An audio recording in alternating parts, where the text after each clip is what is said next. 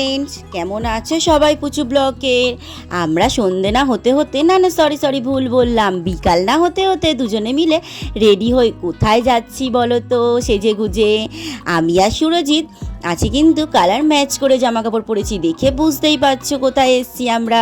Ready হয়ে আমি আর সুরজিৎ দুজনে মিলে পার্কে চলে এসেছি। ও ছোটোবেলা থেকে এই পার্কে আসতে ভীষণ ভালোবাসে। ওর বাবা আর আমি দুজনে মিলে নিয়ে আসতাম, কিন্তু এখন ওর বাবা তো কাজে গেছে, তাই আমি একাই চলে এসেছি। এইটাতে উঠতে উঠতে ভয় পেয়ে গেছে, তারপরেও নেমে পড়ছে। আর আকাশটা দেখেছো ওপরে কি সুন্দর দেখতে লাগছিল না? তারপর বললো, মা আমি রেকুচকুচ চড়বো। একভাবে তাকিয়েই আছে, একা একা তো হচ্ছে না। তারপর একটা বাচ্চা চলে এলো, বললো ওর সাথে চড়ি। আমি হ্যাঁ চড়ো, কি ভালো লাগছে, ও খুব আনন্দ করছে। কিন্তু তোমরা দেখতেই পেয়েছিলে তখন আমি আর সুরজিৎ দুজনে মিলে রেডি হয়ে একটু বেরিয়ে পড়েছিলাম। কোথায় বেরিয়েছিলাম দেখে তো বুঝতেই পেরেছো। হ্যাঁ, পার্কে গিয়েছিলাম। ওখানের কিছু স্মৃতি আমার মন জুড়ে রয়েছে।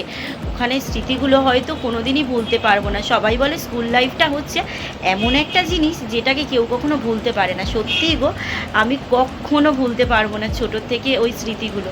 মানে আমি যখন 5-এ পড়ি তখন থেকে তো ওই স্কুলে পড়ি, উচ্চ বালিকা বিদ্যা মন্দির বরিশাতে পড়তাম।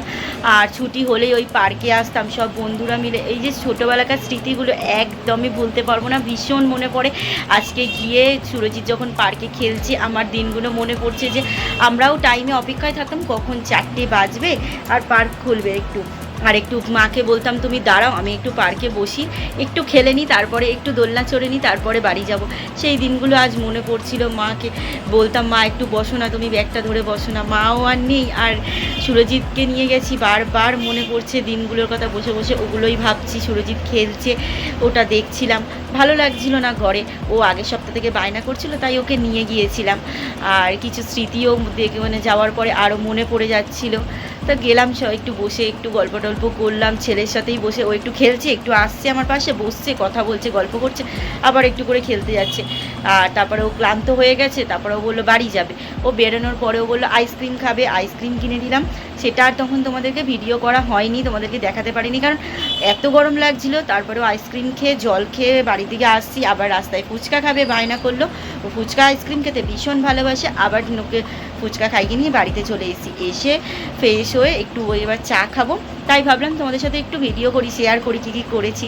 খুব ভালো থেকো বন্ধুরা, আবার তোমাদের সাথে দেখা হবে। অনেক দিন পর আবার ভিডিও করলাম, 7-8 দিন হয়ে গেছে আর তোমাদেরকে ভিডিও দিতে পারিনি।